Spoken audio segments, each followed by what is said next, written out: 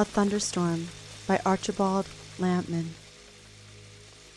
A moment the wild swallows, like a flight of withered gust-caught leaves, serenely high, toss in the wind rack up the muttering sky. The leaves hang still.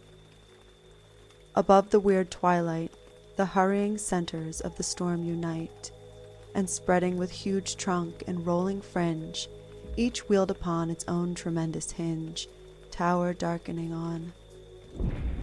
And now from heaven's height, with the long roar of elm trees swept and swayed, and pelted waters on the vanished plain plunges the blast.